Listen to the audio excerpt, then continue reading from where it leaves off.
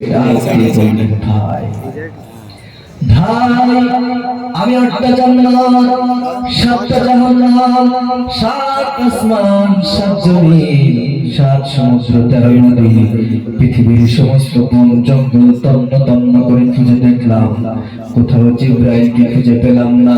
পৃথিবীর এক প্রান্ত থেকে অন্য প্রান্ত পর্যন্ত তন্ন তন্ন করে খুঁজে দেখলাম, কোথাও জিবরাইলকে খুঁজে পেলাম না। আমার মনে হয় ভাই তুমি নিজেই স্বয়ং জিবরাইল। একটু জোরে বলবেন না? এবার আপনারা বলেন যে আল্লাহ তাআলা জিবরাইলকে 600 নূরের ডানা দিয়েছেন, সেই 600 নূরের ডানা জিবরাইল একসাথে চালিয়ে দীর্ঘ 70 দিন পর্যন্ত আল্লাহর সব থেকে ছোট জান্নাতুল নাঈম ভ্রমণ করে 3 ভাগের 1 ভাগ থেকে শেষ করতে পারে নাই। আর সামান্য 2 পাওয়ালা মানুষ মসজিদে নববীর গেটের সামনে দাঁড়িয়ে কয়েক মুহূর্ত চোখ বুজে চোখ খুলে উঠে বলে দিচ্ছেন যে আমি 8টা জান্নাত 7টা জাহান্নাম 7 আসমান 7 জমিন পৃথিবীর সমস্ত বন জঙ্গল তন্ন তন্ন করে খুঁজে দেখলাম, 7 সমুদ্র 13 নদী তন্ন তন্ন করে খুঁজে দেখলাম, পৃথিবীর এক প্রান্ত থেকে অন্য প্রান্ত পর্যন্ত তন্ন তন্ন করে খুঁজে দেখলাম, কোথাও জিবরাইলকে খুঁজে পেলাম না। আমার মনে হয় তুমি নিজেই স্বয়ং জিবরাইল। একটু চলে বলেন নারে তাকবীর, নারে তাকবীর। এবার আপনারা বলেন যে ফেরেশতাদের সরকার ওই 600 নূরের ডানাওয়ালা জিবরাইলের ক্ষমতা পাওয়ার বেশি না এই 2 পাওয়ালা মানুষের পাওয়ার ক্ষমতা বেশি? একটু চলে বলেন। এই 2 পাওয়ালা বড়ই বৃদ্ধ মুরব্বী মানুষটা ইনি আর কেউ নন, ইনি হচ্ছেন খলিফাতুল মুসলিমিন আমিরুল মুমিনিন হযরত আবু বকর সিদ্দিক রাদিয়াল্লাহু তাআলা আনহু। মুসলমান ভাইরা আমার, আল্লাহ পাক রব্বুল আলামিন আপনাকে আর আমাকে ক্ষমতা দিয়েছিলেন, মর্যাদা দিয়েছিলেন, কিন্তু সেই মর্যাদা সেই ক্ষমতা আজ আমরা হারিয়ে ফেলেছি। অথচ এই মুসলমানদের পাওয়ার কেমন ছিল, এই মুসলমানদের মর্যাদা কেমন ছিল, চলুন ইতিহাসের পাতা থেকে একটু নজর বলে আসে। আমিরুল মুমিনিন হযরত ওমর রাদিয়াল্লাহু তাআলা আনহু হযরত সাদ বিন আবি ওয়াক্কাস রাদিয়াল্লাহু তাআলা আনহুর নেতৃত্বে আফ্রিকার জন্য একটি অভিযান প্রেরণ করলেন। সেই অভিযানে 60,000 মুসলিম সেনাবাহিনী অংশগ্রহণ করেছিল। বিশাল বড় সেনাবাহিনী নিয়ে হযরত সাদ বিন আবি ওয়াক্কাস রাদিয়াল্লাহু তাআলা আনহু যখন আফ্রিকার কাছাকাছি পৌঁছে গেল, তখন মুসলমানদের সামনে বিশাল বড় একটা সমুদ্র বাধা হয়ে দাঁড়ালো। মুসলমান ভাইরা আমার, যে সমুদ্র পার হওয়ার জন্য কোনো লঞ্চ নাই, স্টিমার নাই, কোনো জাহাজ নাই, কোনো খেয়া নাই, নৌকা নাই, মুসলমানরা এই সমুদ্র কিভাবে পাড়ি দেবে এমন কোনো উপায় মুসলমানদের সামনে নাই। এমত অবস্থায় হযরত সাদ বিন আবি ওয়াক্কাস রাদিয়াল্লাহু তাআলা আনহু মুসলিম সেনাবাহিনীকে ডাকতে বললেন, ও মুসলিম সেনাবাহিনী, আমরা সুদূর মদিনা থেকে এসেছি এই আফ্রিকার জমিনে ইসলাম প্রচার করার জন্য, কালেমার ঝান্ডাকে উদ্যম করার জন্য। এখন বিশাল বড় একটা সমুদ্র আমাদের সামনে বাধা হয়ে দাঁড়িয়েছে। এখন বিশাল এই সমুদ্র দেখে তোমরা এখান থেকে আবার মদিনায় ফিরে যাবে না সমুদ্রের ওই পারে তোমরা কালেমার ঝান্ডা উদ্যম করতে চাও? মুসলিম সেনাবাহিনী জবাব দিল, সমুদ্রের ওই পারে আমরা কালেমা প্রচার করতে চাই। মুসলিম সেনাবাহিনী মনে করেছিল হয়তোবা সেনাপতি এই সমুদ্র পার হওয়ার জন্য আমাদের কোন উপায় বলে দেবেন, কোন পথ বাতলিয়ে দেবেন, কিন্তু মুসলমানদের সেনাপতি হযরত সাদ বিন আবি ওয়াক্কাস রাদিয়াল্লাহু তাআলা আনহু মুসলিম সেনাবাহিনীকে এই সমুদ্র পার হওয়ার জন্য কোন উপায় বলে দিলেন না। এই কথা শেষ না করতে করতেই নিজের ঘোড়াটা নিয়ে উত্তম সমুদ্রের উপর ঝাঁপিয়ে পড়লেন। সেনাপতি দেখা দেখি 60,000 বিশাল বড় মুসলিম সেনাবাহিনী এই উত্তাল সমুদ্রের উপর ঝাঁপিয়ে পড়লো। মুসলমান ভাইরা রে, আমরা যারা এই বাংলায় জন্মগ্রহণ করেছি, আমরা প্রায় মুসলমানেরা তো সাঁতার জানি।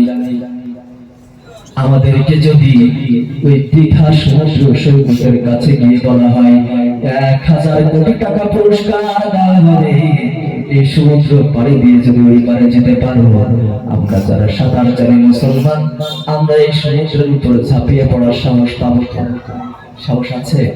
আমাদের দেশে নদী নালা আছে, খাল বিল আছে, পুকুর আছে, আপনাদের দেশেও আছে তো। আপনারা তো সাঁতার জানেন প্রায় মুসলমান, নাকি একটু কথা বলেন? আচ্ছা, সমুদ্র পাড়ির উপরে ঝাঁপার সাহস আমাদের আছে তো? আমরা তো সাঁতার জানি, কিন্তু আরবের মুসলমানরা তো সাঁতার জানতো না। আমরা সাঁতার জানা মুসলমানরা তো সমুদ্রের উপর ঝাঁপিয়ে পড়ার সাহস নাই। আর সাঁতার না জানা 60,000-এর বিশাল বড় মুসলিম সেনাবাহিনী এই উত্তাল সমুদ্রের উপর ঝাঁপিয়ে পড়লো। একটু জোরে বলেন, একটু জোরে বলেন না সুবহানাল্লাহ।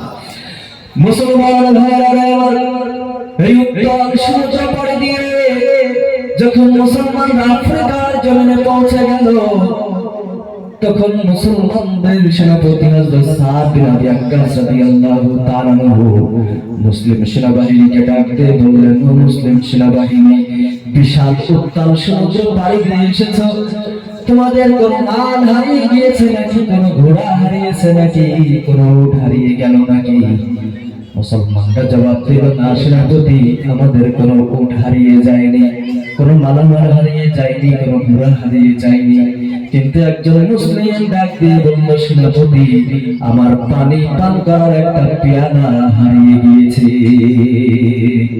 হযরত সাদ বিন আবি ওয়াক্কাস রাদিয়াল্লাহু তাআলা সাথে সাথে উত্তাল সমুদ্রের ঢেউকে ডাক দিয়ে বলল, উত্তাল সমুদ্রের ঢেউ, আমরা শুধু মদিনা থেকে এসেছি এই আফ্রিকার জমিনে ইসলাম প্রচার করার জন্য, কালেমার ঝান্ডাকে উত্তীর্ণ করার জন্য। আমরা এই আফ্রিকার জমিনে নিজেদের পেট পূজা করার জন্য আসে নাই, অর্থ সম্পদ উপার্জন করার জন্য আসে নাই। অতএব আমাদের পানি পান করার একটা পেয়ালা কেন, আমাদের একটা পশমের ক্ষতি করার মতো ক্ষমতা তোদের নাই। যত তাড়াতাড়ি সম্ভব আমাদের পানি পান করার পেয়ালাটা আমাদের কাছে ফিরিয়ে দিয়ে। মুসলমান ভাইরা আমার, ইতিহাসের স্বর্ণাক্ষরে লেখা আছে, হযরত সাদ বিন আবি ওয়াক্কাস রাদিয়াল্লাহু তাআলা আনহু এই বক্তব্য দিতে দেরি হয়েছিল, এই ভাষণ দিতে দেরি হয়েছিল, কিন্তু উত্তাল সমুদ্রের ঢেউ মুসলমানদের পানি পান করার পেয়ালাটা মুসলমানদের কাছে ফিরিয়ে দিতে দেরি করে নাই। এই ঘটনা বর্ণনা করতে গিয়ে মুসলিম স্যার কবি আল্লামা ইকবাল বলেন, दस्ते दस्ते है दरिया भी, दस्ते दस्ते है दरिया भी, न छोड़े हमने बाहर जुल्मत में दौड़ा दिए घोड़े हमने। প্রান্ত প্রান্ত অমাবস্যার সেই ঘোর কৃষ্ণ রজনীতে শ্রাবণের খরস্রোতা সমুদ্রের উপরে ঘোড়া দাঁড়িয়ে আফ্রিকার জমিনে কালেমার পতাকা আমরাই উত্তীর্ণ করেছি, আমরা সেই মুসলমান। নারে তাকবীর, নারে তাকবীর। এই উত্তাল সমুদ্র পাড়ি দিয়ে মুসলমানরা যখন আফ্রিকার জমিনে পৌঁছে গেল, তখন আফ্রিকার রাজা চিন্তা করলো, মুসলমানদের সাথে যুদ্ধ করে জেতা সম্ভব নয়, বিনা যুদ্ধে মুসলমানদের কাছ থেকে বিজয় ছিনিয়ে আনতে হবে। তারা একটা ষড়যন্ত্র করলো, সাপও মরবে, লাঠিও ভাঙবে না। তারা মুসলমানদের কাছে প্রস্তাব পাঠালো, মুসলিম সেনাবাহিনী, আমরা তোমাদের সাথে যুদ্ধ করতে চাই না, বিনা যুদ্ধে আফ্রিকার রাজত্ব, আফ্রিকার ক্ষমতা আমরা তোমাদের হাতে ছেড়ে দেব, তবে আমাদের একটা শর্ত আছে। মুসলমানরা বলল, তোমাদের শর্তটা কি? তখন তারা বলল যে শুধুমাত্র আজ রাত যদি তোমরা আফ্রিকার জঙ্গলের ভিতরে কাটাতে পারো, তাহলে আগামীকাল সকাল বেলায় এই আফ্রিকার রাজত্ব, আফ্রিকার রাষ্ট্র ক্ষমতা তোমাদের হাতে ছেড়ে দেব।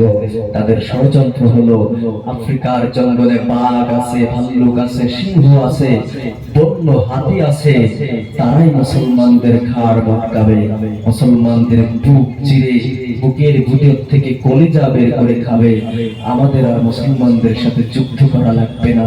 বিনা যুদ্ধে আফ্রিকাকে আমরা মুসলমানদের হাত থেকে রক্ষা করতে পারবো। এই ষড়যন্ত্র করে তারা মুসলমানদের কাছে যখন প্রস্তাব পাঠালো, বিনা দ্বিধায় মুসলমানরা তাদের এই প্রস্তাব মেনে নিল। একটু জোরে বলেন সুবহানাল্লাহ, আর একটু জোরে বলেন। মুসলমান ভাইরা, সেনাপতি হযরত সাদ বিন আবি ওয়াক্কাস রাদিয়াল্লাহু তাআলা সাথে সাথে উত্তাল সমুদ্রের ঢেউকে ডাক দিয়ে বললেন, হে উত্তাল সমুদ্র, হে আমার মুসলিম সেনাবাহিনী, রোড পরিবর্তন করো, আফ্রিকার জঙ্গলের দিকে ম্যাপ করো। সেনাপতির নির্দেশ পেয়ে মুসলিম সেনাবাহিনী আফ্রিকার জঙ্গলের উদ্দেশ্যে রওনা হয়ে গেল। 60,000 বিশাল বড় মুসলিম সেনাবাহিনী যখন আফ্রিকার জঙ্গলের ভিতরে পৌঁছে গেল, তখন সেনাপতি হযরত সাদ বিন আবি ওয়াক্কাস রাদিয়াল্লাহু তাআলা মুসলিম সেনাবাহিনীকে ডাক দিয়ে বললেন, মুসলিম সেনাবাহিনী, একটা স্টেজ বানাও। বিশাল বড় একটা স্টেজ বানানো হলো, কিন্তু এই স্টেজে দাঁড়িয়ে সেনাপতি হযরত সাদ বিন আবি ওয়াক্কাস রাদিয়াল্লাহু তাআলা আফ্রিকার জঙ্গলের মানুষের উদ্দেশ্যে ভাষণ দিবেন না, আফ্রিকার জনগণের উদ্দেশ্যে ভাষণ দিবেন না, মুসলমানদের উদ্দেশ্যে ভাষণ দিবেন না। এই স্টেজে দাঁড়িয়ে সেনাপতি হযরত সাদ বিন আবি ওয়াক্কাস রাদিয়াল্লাহু তাআলা ভাষণ দিবেন আফ্রিকার জঙ্গলের হিংস্র বন্য প্রাণীদের উদ্দেশ্যে। স্টেজে দাঁড়িয়ে হযরত সাদ বিন আবি ওয়াক্কাস রাদিয়াল্লাহু তাআলা সর্বপ্রথম ডাক দিয়ে বললেন, ইয়া আইয়াতুহাল হাশারাত নাহনু আসহাবু রাসূলুল্লাহ সাল্লাল্লাহু আলাইহি ওয়াসাল্লাম, হে আফ্রিকার জঙ্গলের হিংস্র বন্য প্রাণীরা, আমরা রাসূলুল্লাহ সাল্লাল্লাহু আলাইহি ওয়াসাল্লামের সাহাবী, আমরা সুদূর মদিনা থেকে এসেছি এই আফ্রিকার জমিনে ইসলাম প্রচার করার জন্য, কালেমার ঝান্ডাকে উত্তোলন করার জন্য। আমরা আল্লাহ এবং আল্লাহর রাসূলের পক্ষ থেকে এসেছি। অতএব আফ্রিকার রাজার পক্ষ থেকে আমাদেরকে বলা হয়েছে, আজ রাত যদি আমরা এই আফ্রিকার জঙ্গলের ভিতরে কাটিয়ে নিতে পারি, তাহলে আগামীকাল সকালবেলায় আফ্রিকার রাজত্ব আমাদের হাতে ছেড়ে দেবে। অতএব শুধুমাত্র আজ রাতের জন্য 60,000 মুসলিম সেনাবাহিনীর জন্য তোমাদের থাকার নিজ নিজ যে জায়গাগুলো আছে, এই থাকার নিজ নিজ জায়গাগুলো ছেড়ে দিয়ে তোমরা অন্য কোথাও চলে যাও। আগামীকাল সকালবেলায় তোমাদের থাকার জায়গাগুলো আমরা আবার ছেড়ে দিয়ে আমরা আমাদের জায়গায় চলে যাব। তখন তোমরা তোমাদের জায়গায় আবার ফিরে আসবে। মুসলমান ভাইরা আমার, ইতিহাসে সংরক্ষণ লেখা আছে, সেনাপতি হযরত সাদ বিন আবি ওয়াক্কাস রাদিয়াল্লাহু তাআলা এই ভাষণ দিতে দেরি হয়েছিল, এই বক্তব্য দিতে দেরি হয়েছিল, কিন্তু আফ্রিকার জঙ্গলের হিংস্র বন্য প্রাণীরা 60,000 মুসলিম সেনাবাহিনীর জন্য বিশাল বড় জায়গা ছেড়ে দিয়ে অন্য জায়গায় চলে যেতে তারা দেরি করে নাই। একটু জোরে বলেন। আচ্ছা, আপনি আর আমি যদি এই আপনাদের এই সুন্দরবনের কাছে, রয়্যাল বেঙ্গল টাইগারের কাছে গিয়ে যদি বলি, আমি বিশাল বড় মুসলমান, আমি অমুক জায়গা থেকে এসেছি, তাহলে আমাদের সালাম দেবে? আমাদের কথা শুনবে? আচ্ছা বলেন, শুনবে? শুনবে না, কারণ তেমন মানুষ, তেমন মুসলমান আমরা হতে পারিনি। এমন মুসলমান ছিলেন, এমন মানুষ ছিলেন আপনাদের ফুরফুরার দাদা হুজুর কেবলা হযরত আবু বকর সিদ্দিক রাহমাতুল্লাহি আলাইহি। একটু জোরে বলেন না সুবহানাল্লাহ। এমন মানুষ ছিলেন আপনাদের এই পাশে বসিরহাটের জমিনে যিনি ঘুমিয়ে আছেন, আল্লামা রুহুল আমিন রাহমাতুল্লাহি আলাইহি। এমন ক্ষমতা, এমন মর্যাদা, এমন পাওয়ার তাদের ছিল, কিন্তু আজকে আমরা নামে মানুষ হয়ে যাওয়ার কারণে আজকে সেই পাওয়ার, সেই ক্ষমতা, সেই মর্যাদা আজ আমরা হারিয়ে ফেলেছি। মুসলমান ভাইরা আমার, হযরত সাদ বিন আবি ওয়াক্কাস রাদিয়াল্লাহু তাআলা আনহু যখন বাঘ ভাল্লুকের উদ্দেশ্যে বক্তব্য দিলেন, সাথে সাথে বাঘ ভাল্লুক সিংহ তাদের নিজ নিজ বাচ্চাগুলোকে সাথে করে নিয়ে সারিবদ্ধভাবে শৃঙ্খলার সাথে মুসলমানদের জন্য সেই জায়গাগুলো ছেড়ে দিয়ে তারা অন্য জায়গায় চলে গেলেন। সুবহানাল্লাহ। এই দৃশ্য আফ্রিকার রাজা যিনি, উনি ওই আফ্রিকার রাজার একটা কেল্লা ছিল আফ্রিকার জঙ্গলের পাশে, ওই কেল্লার ছাদের উপরে দাঁড়ায়া তারা অপেক্ষা করতেছিল আফ্রিকার বাঘ ভাল্লুক মুসলমানদের ঘাড় মটকাবে, মুসলমানদের বুক চিরে কলিজা বের করে খাবে, আর তারা হাসি ঠাট্টা করবে, হাতে তালি দিবে, আনন্দ মশকরা করবে।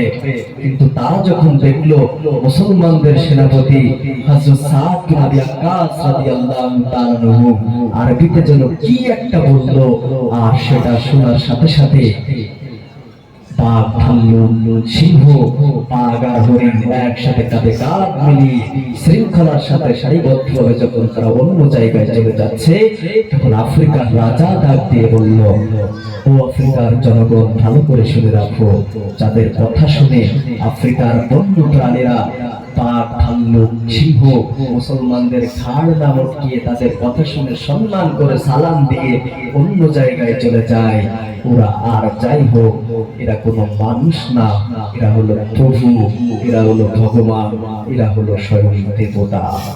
অতএব তাদের সাথে যুদ্ধ করে যেতে সম্ভব নয়, আমি তাদের সাথে যুদ্ধ করতে চাই না, আমি তাদের হাতে হাত দিয়ে মুসলমান হয়ে যেতে চাই। জয় বলেন সুবহানাল্লাহ। মুসলমান ভাইরা, আফ্রিকার রাজা কেল্লার ছাদের উপর থেকে দৌড়ায় নিচে নেমে হযরত সাদ বিন আবি ওয়াক্কাস রাদিয়াল্লাহু তাআলা আনহুর সামনে গিয়ে থরথর করে কাঁপতে লাগলো, আর ডাক দিয়ে বলল, মুসলিম সেনাপতি, আমি আপনাদেরকে এই আফ্রিকার জঙ্গলের হিংস্র বন্য প্রাণীদের নাস্তা বানাতে চেয়েছিলাম, বাঘের খাদ্য বানাতে চেয়েছিলাম, কিন্তু আমি যখন দেখলাম আপনাদের কথা শুনে আফ্রিকার জঙ্গলের হিংস্র বন্য প্রাণীরা অন্য জায়গায় চলে গেল, তখন আমাদের কাছে মনে হয়েছে আপনারা মানুষ না, আপনারা হলো স্বয়ং দেবতা, স্বয়ং প্রভু। অতএব আমি আর আমাদের ধর্মে থাকতে চাই না, আমাকে পড়ে দেন লা ইলাহা ইল্লাল্লাহু মুহাম্মাদুর রাসূলুল্লাহ। আফ্রিকার রাজা যখন কালেমা পড়ে মুসলমান হয়ে গেল, তখন আফ্রিকার জনগণ যারা ছিল লাখ লাখ আফ্রিকার মানুষ একদিনে লাখ লাখ কালেমা পড়ে সবাই মুসলমান হয়ে গেল। ইসলাম পৃথিবীর প্রান্তে প্রান্তে এসেছে, তলোয়ারের মাধ্যমে নয়, অস্ত্রের মাধ্যমে নয়, রক্তপাতের মাধ্যমে নয়, যুদ্ধের মাধ্যমে নয়, ইসলাম পৃথিবীর প্রান্তে প্রান্তে ছড়িয়ে পড়েছে মানবিক গুণের মাধ্যমে, অলৌকিক ক্ষমতার মাধ্যমে, মুসলমানদের আদর্শের মাধ্যমে। কিন্তু আজকে গোটা পৃথিবীর বুকে সেই মুসলমানরা মার খায়, যেই মুসলমানদের কথা বাঘ শুনতো, ভাল্লুক শুনতো, সিংহ শুনতো, বন্য প্রাণীরা শুনতো, বনের হাতি শুনতো, সেই মুসলমান আজকে গোটা পৃথিবীর বুকে মার খায়। আজকে এই মুহূর্তে যদি আমাদের বাংলাদেশের পাশের রাষ্ট্র মায়ানমারের দিকে আপনি তাকান, তাহলে সেখানে দেখতে পাবেন আমার গর্ভবতী মাদেরকে ধরে নিয়ে গর্ভবতী মায়ের পেট কেটে পেটের ভিতর থেকে বাচ্চা বের করে সেই বাচ্চা দিয়ে ফুটবল খেলার মতো জঘন্যতম দুঃসাহস ওই মায়ানমারের জান্তা ভক্তরা দেখিয়েছে। যদি তাকান ইরাকের দিকে, তাহলে সেখানে দেখতে পাবেন আমার 10 বছরের 12 বছরের কিশোরী বোনদেরকে ধরে নিয়ে হেলিকপ্টারের ভিতরে পালা গরমে ধর্ষণ করার পরে নির্যাতন সহ্য করতে না পেরে, কষ্ট সহ্য করতে না পেরে আমার কিশোরী বোন যখন জ্ঞান হারিয়ে ফেলেছিল, তখন উড়ন্ত হেলিকপ্টারের ভিতর থেকে আমার কিশোরী বোনের দেহটাকে পাহাড়ের উপর ছুঁড়ে ফেলে ছিন্ন ভিন্ন করে তারপরে হত্যা করেছে। আপনি যদি তাকান ইথিওপিয়ার দিকে, তাহলে সেখানে দেখতে পাবেন একজন মানুষ ক্ষুধার যন্ত্রণা সহ্য করতে না পেরে আর একজন মানুষের বমি খেয়েছে। খোদার স্তর কতটুকু নিচে নামলে করে তারপরে একজন মানুষ আর একজন মানুষের বমি খেতে পারে। আজকে যদি এই মুহূর্তে 2025 সালের 25শে ফেব্রুয়ারি আজকে যদি তাকান আপনি ফিলিস্তিনের গাজা শহরের দিকে, তাহলে সেখানে দেখতে পাবেন গাজা শহর আজকে এই মুহূর্তে কম্পিউটারে যদি আপনি সার্চ দেন তাহলে মনে হবে বিগত 100 বছরে এই গাজা শহরে কোনো মানুষের বসবাস ছিল না। এই গত রমজানের ঈদে আমি থাইল্যান্ডে ছিলাম, আমি সেখানে দেখলাম কত রকমের আইটেম দিয়ে আমরা ইফতারি করি, সেহরি করি, কিন্তু ওই গাজার মুসলমানরা যখন ইফতারি করে ছোট্ট ছোট্ট মাসুম বাচ্চারাও রোজা রাখে। গাজার মুসলমানদের ভিতরে ঈমান আছে, তারা কেউ রোজা ভাঙে না, ছোট্ট ছোট্ট মাসুম বাচ্চাও রোজা রাখে। আমি দেখতাম ফেসবুকে ভিডিও দেখতাম, সন্ধ্যাবেলায় যখন নানা রকম ইফতার দিয়ে আমরা ইফতারি করতাম তখন দেখতাম ওই গাজার মায়েরা গাজার মায়ের সন্তানদের সামনে তাদের জঙ্গলের ভিতরে এক ধরনের লতা পাওয়া যায়, সেই লতার পাতা দিয়ে স্যুপ বানিয়ে তারা ইফতারি করতো, সেহরি করতো। ঈদের দিন আমরা ফিরনি খাই, লাচ্চা খাই, সেমাই খাই, লুটুস খাই, কুরমা খাও, বিরিয়ানি খাই, কত রকম খাই, কিন্তু আমার আপনার সামনে যখন কুরমার প্লেট, বিরিয়ানির প্লেট, তখন ওই গাজার মায়ের সামনে তার রক্ত মাখা সন্তানের লাশ। আপনারা বলতে পারেন গোটা পৃথিবীর বুকে মুসলমানদের এই করুণ অবস্থায় পিছনে মনে হয় মুসলমানরা গোটা পৃথিবীর ভিতরে সংখ্যায় কম, এই কারণে গোটা পৃথিবীর বুকে মুসলমানেরা মার খায়। এটা আপনাদের ভুল ধারণা, কারণ ইসলামের জন্ম যেদিন হয়েছে সেদিন থেকে নিয়ে আজ পর্যন্ত এত বিপুল সংখ্যক মুসলমান গোটা পৃথিবীর জমিনে কখনো বসবাস করে নাই। এখন প্রায় 200 কোটি মুসলমান আমরা পৃথিবীর জমিনে একসাথে বসবাস করি। আপনারা বলতে পারেন তাহলে গোটা পৃথিবীর বুকে মুসলমানরা অর্থনৈতিক ভাবে দুর্বল, তারা গরিব মানুষ, এই কারণে গোটা পৃথিবীর বুকে মুসলমানরা মার খায়। এটাও আপনাদের ভুল ধারণা, কারণ অর্থনীতির মূল মেরুদণ্ড যেটা, সেটার নাম হচ্ছে খনিজ সম্পদ, মাটির নিচের সম্পদ। আর আল্লাহ পাক রব্বুল আলামিন প্রায় 70 থেকে 80% খনিজ সম্পদ মুসলমানদের পায়ের নিচে দান করেছে। একটু জোরে বলেন। তাহলে মুসলমানরা গরিব নয়, মুসলমানরা সংখ্যায় কম নয়, তাহলে গোটা পৃথিবীর বুকে মুসলমানরা মার খায় কেন? এর অনেকগুলো কারণ রয়েছে, সবগুলো কারণ আপনাদের সামনে আমি বলতে পারবো না, শুধুমাত্র 2টা কারণ বলবো। এর 1 নম্বর কারণ হলো মুসলমানরা যাদের হাতে নেতৃত্ব দিয়েছে, যাদেরকে রাজা বানিয়েছে, প্রধানমন্ত্রী বানিয়েছে, এদের অধিকাংশ হচ্ছে দুর্নীতিবাজ, চরিত্রহীন লম্প। চরিত্র বলতে মুসলমানদের নেতাদের কিছু নেই। আপনারা বলতে পারেন কারণ মুসলমানদের নেতারা আবার কি দোষ করলো? এটা বোঝাতে গেলে আপনাদের সামনে এই মুহূর্তে আরেকটি চমৎকার তথ্য আপনাদের সামনে পেশ করব। 2025 সালের আজকে 25শে ফেব্রুয়ারি আজ গোটা পৃথিবীর বুকে যত ধর্ম আছে 4200। কম্পিউটারের কাছে জিজ্ঞাসা করেন যে পৃথিবীতে এখন ধর্ম কয়টা, কম্পিউটার আপনাকে বলে দেবে 4200 ধর্ম রয়েছে। আপনি আর আমি এতগুলো ধর্মের নাম হয়তো বা জানি না, বলতে পারবো না, কিন্তু এই মুহূর্তে ধর্ম আছে 4200। এই 4200 ধর্মের ভিতরে একটা ধর্মের নাম ইসলাম, যার অনুসারীদের নাম মুসলমান। এই মুসলমানদের পায়ের নিচে আল্লাহ তাআলা শুধু একটা খনিজ সম্পদের কথা বলি, শুধুমাত্র বিরাট ডায়মন্ড যেটাকে বলা হয়, সেই তেলের খনি মুসলমানদের পায়ের নিচে দান করেছেন 70%। একটু জোরে বলেন সুবহানাল্লাহ, একটু জোরে বলেন না। তাহলে বাকি ধর্ম থাকে কয়টা? 4199টি ধর্ম। এই 4199টি ধর্মের মানুষের জন্য আল্লাহ তেল দিয়েছেন মাত্র 30%। একটা ধর্মের মানুষের কাছে কত পার্সেন্ট?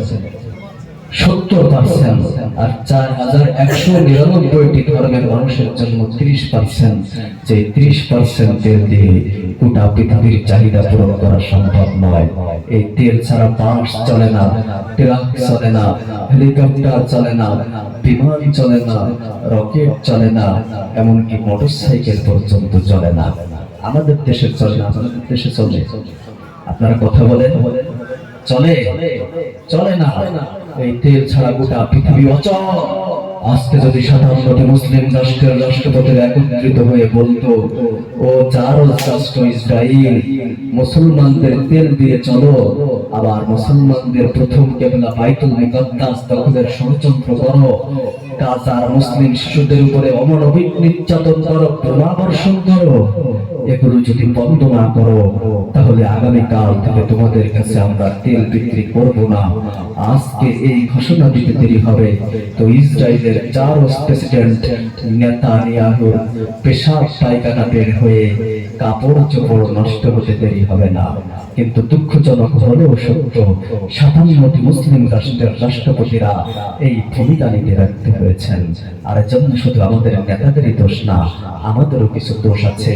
কারণ আজকে আমরা নামে মুসলমান, প্রকৃত মুসলমান খুঁজে পাওয়া বড় কঠিন।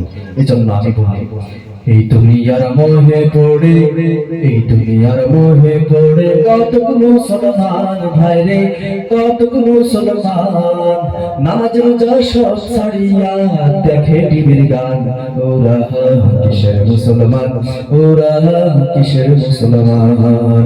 এই দুনিয়ার মোহে পড়ে, এই দুনিয়ার মোহে পড়ে কতক মুসলমান ভাইরে, কতক মুসলমান নামাজ রোজা সব ছাড়িয়া দেখে টিভির গান। ওরা কিসের মুসলমান, ওরা কিসের মুসলমান? ওয়াজ মাহফিল হইলে দেখো সেথায় যেতে চাই না মন, রাত্রি জায়গা দেখতে পারে সুন্দরী মাইয়ার নাচন। ঠিক কিনা জোরে বলেন? ওয়াজ মাহফিল হইলে দেখো সেথায় যেতে চাই না মন, রাত্রি জায়গা দেখতে পারে সুন্দরী মাইয়ার নাচন। দুই আঙুলের চিপায় আবার, দুই আঙুলের চিপায় আবার বিড়ি মার টান। আপনাদের এলাকার মুসলমানের সঙ্গে বিড়ি ঠিক খায় না। আমি আমাদের দেশের কথা বলছি।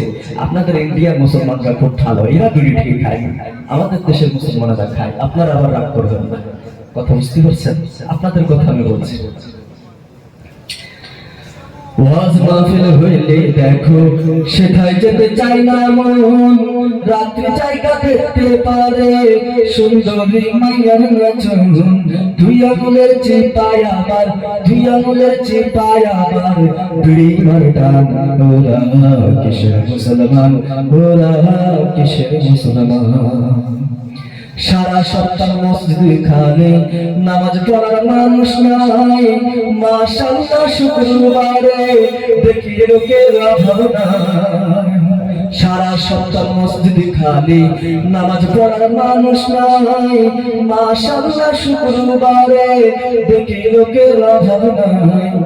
আমি আমাদের দেশের কথা বলছি। আপনাদের ইন্ডিয়ান মুসলমানরা ভালো, সারা সপ্তাহ মসজিদে ভরপুর মুসল্লি থাকে, 5 ওয়াক্ত নামাজ ইন্ডিয়ার মুসলমানরা পড়ে। আপনারা আবার কোন মাইন্ড করবেন না, আমাদের দেশে সারা সপ্তাহ মসজিদে 5 ওয়াক্ত নামাজ মুসল্লি খুঁজে পাওয়া যায় না।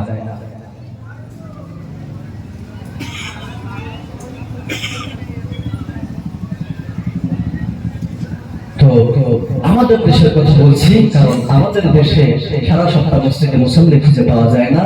শুধুমাত্র যখন জুম্মার নামাজের সময় হয় সেই সময় মসজিদে ভরপুর মুসল্লি হয়ে যায়, এমনকি ইমাম সাহেব পর্যন্ত আর জায়গা খুঁজে পায় না।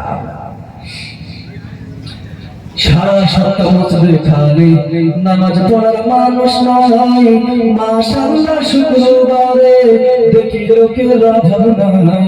দুই আঙুলের চিপায় আবার, দুই আঙুলের চিপায় আবার গাজায় মার টান।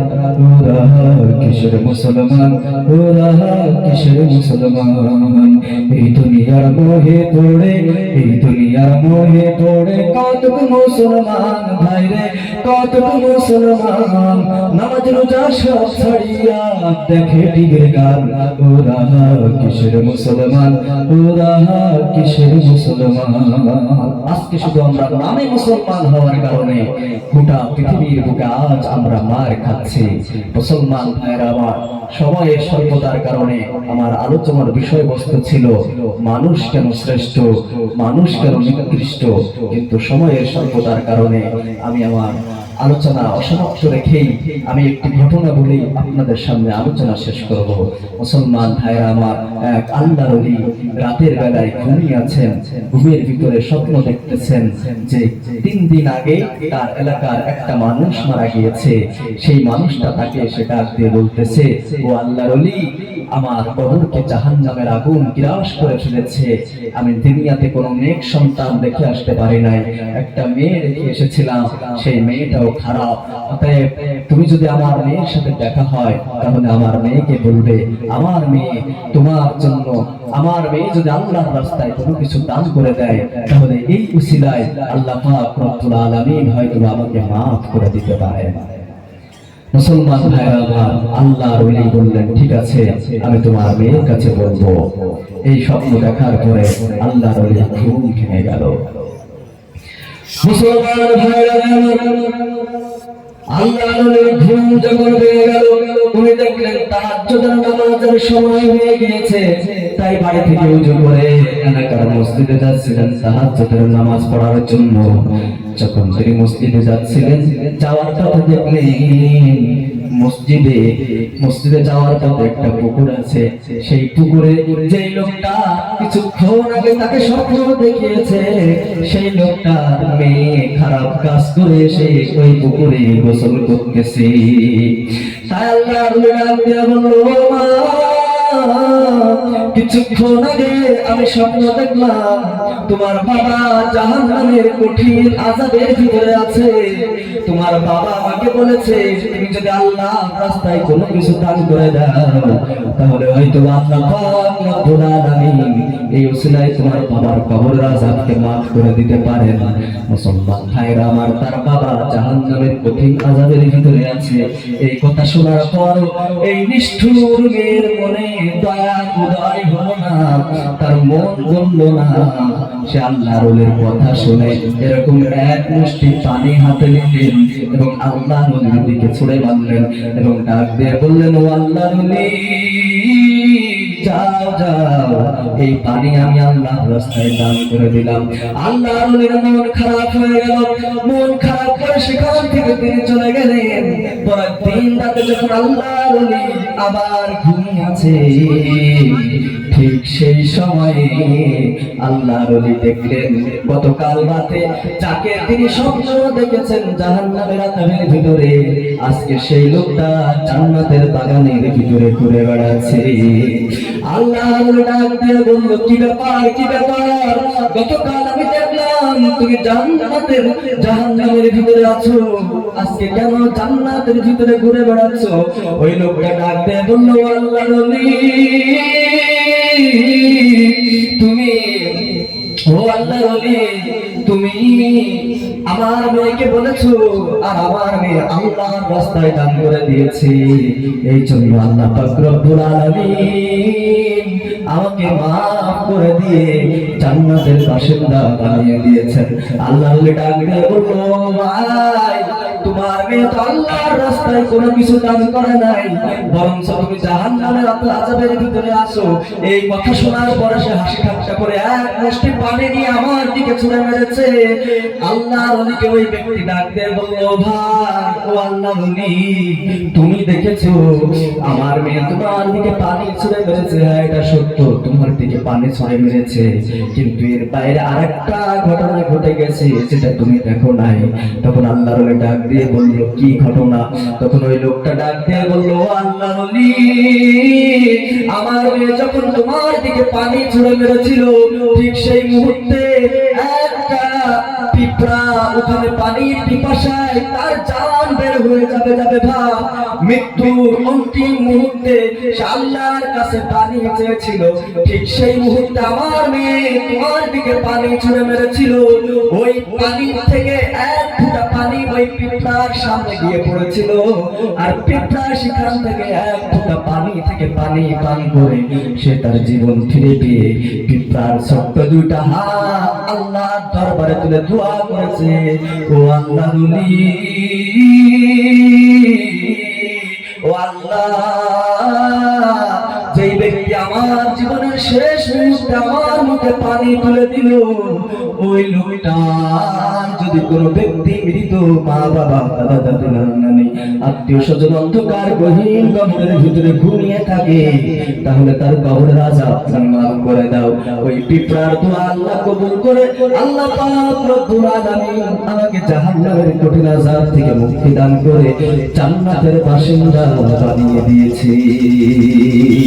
মুসলমান ভাইরা আমার সামান্য একটা পিঁপড়ার মুখে পানি তুলে দেওয়ার কারণে আল্লাহ পাক রব্বুল আলামিন যদি এই বেশ্যাকে পিতার কবরের আযাবকে মাফ করে দিতে পারে, তাহলে এই মাদ্রাসায় এতিম তালবে ইলমরা ছাত্র রয়েছে, গরিব এতিম অসহায় ছাত্ররা রয়েছে, তাদের মুখে দুই বেলা দুটো ভাত তুলে দিলে আপনারা আমার পিতা মাতা দাদা দাদি নানা নানি আত্মীয় স্বজন যারা অন্ধকার গহীন কবরের ভিতরে ঘুমিয়ে আছেন, তাদের কবরের আযাবকে আল্লাহ পাক রব্বুল আলামিন মাফ করে দিতে পারেন না? পারেন? তাহলে কে আসে?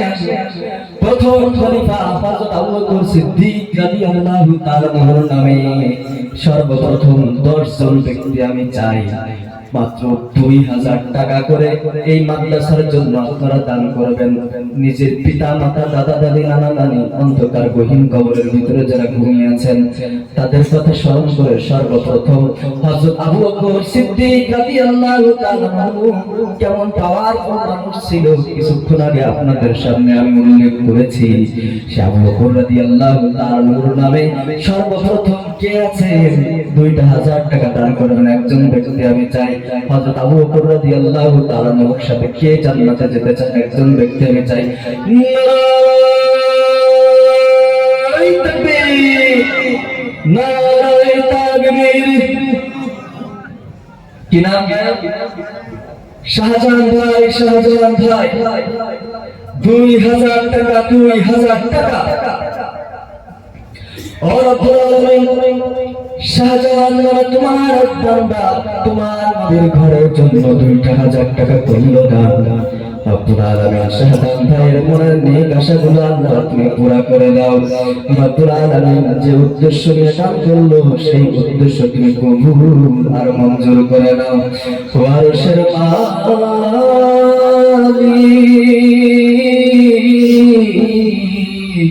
শাহজাহান ভাইয়ের বাবা বেঁচে আছে কিনা জানি না, রব্বুল আলামিন এই দানের ওসিলায় শাহজাহান ভাইয়ের বাবা মা যদি বেঁচে থাকে তাদেরকে তুমি সুস্থ শরীর দান করে দাও, দীর্ঘ হায়াত দান করে দাও।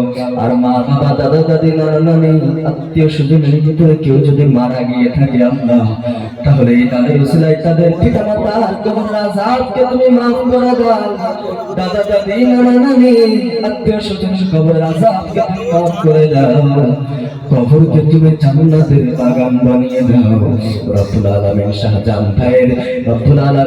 শাহজাহান ভাইয়ের গোটা পরিবারের উপরে তুমি তোমার রহমত বর্ষণ করো।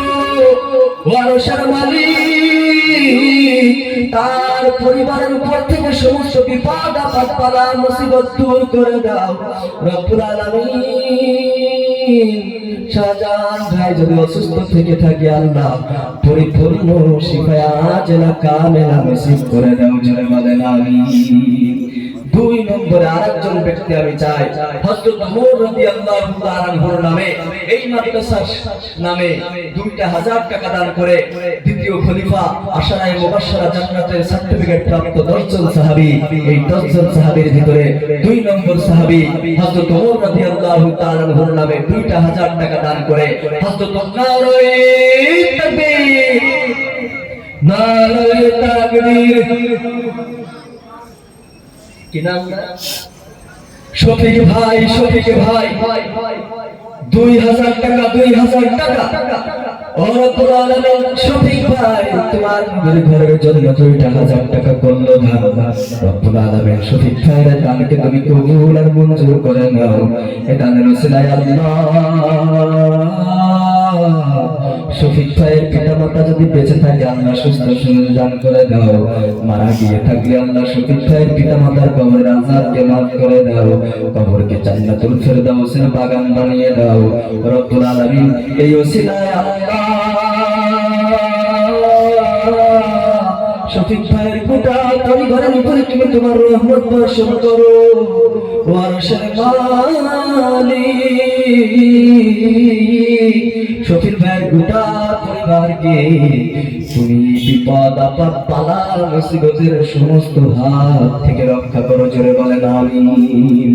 3 নম্বরে হযরত ওসমান রাদিয়াল্লাহু তাআলা আনহুর নামে এই মাদ্রাসার জন্য 2000 টাকা দান করে এই ওসমান রাদিয়াল্লাহু তাআলা আনহুর সাথে জান্নাতে যেতে চান। 3 নম্বরে এমন একজন ব্যক্তি আমি চাই কে আছেন 3 নম্বরে আশারায়ে মুবাশশারা জান্নাতের সার্টিফিকেট প্রাপ্ত 10 জন সাহাবীর ভিতরে 3 নম্বর সাহাবী দ্বিতীয় খলিফা হযরত ওসমান রাদিয়াল্লাহু তাআলা আনহুর নামে 2000 টাকা কে দান করতে চান একটু দেখতে চাই। আপন আপন বইলা যারে ভাবছো আপন একদিন দেখবি কেউ নাই তারা কেউ নাই রে আপন আপন আপন বইলা যারে ভাবছো আপন একদিন দেখবি কেউ নাই তারা কেউ নাই রে আপন। একজন মুরব্বী মানুষ 500 টাকা করল দান, চলে বলেন নারায়ে তাকবীর নারায়ে তাকবীর। মুরব্বীর নাম কি? 500 টাকা 500 টাকা রব্বুল আলামিন একজন মুরব্বী 500 টাকা করল দান রব্বুল আলামিন কোন উদ্দেশ্য নিয়ে দান করেছে আল্লাহ জানি না। রব্বুল আলামিন মুরব্বীর মনের সমস্ত নেক আশাগুলো আল্লাহ তুমি কবুল আর মঞ্জুর করে নাও রব্বুল আলামিন। এই দানের ওসিলায় তার পিতামাতার কবরের আযাবকে তুমি মাফ করে দাও, কবরকে তুমি জান্নাতের বাগান বানিয়ে দাও ও আরশের মালিক আল্লাহ। এই মুরব্বির গোটা পরিবারের উপরে তুমি তোমার রহমত বর্ষণ করো, বিপদ আপদ বালা মুসিবত থেকে তার পরিবারকে হেফাজত করো আল্লাহ। তার পরিবারে যদি কেউ অসুস্থ থেকে থাকে আল্লাহ পরিপূর্ণ সুস্থতা দান করে দাও, এই মুরব্বির হায়াত বাড়িয়ে দাও। কোনো অসুস্থতা থেকে থাকলে রোগগ্রস্ত হয়ে থাকলে রোগমুক্ত জীবন দান করো ও আরশের মালিক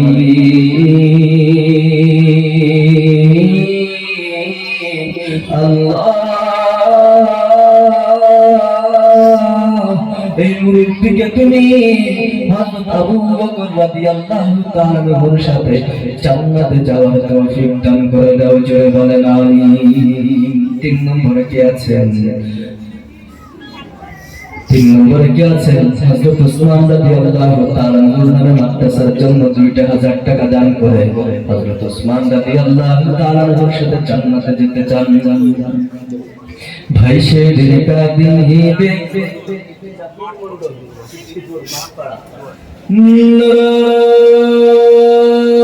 নারায়ে তাকবীর। জাকির মন্ডল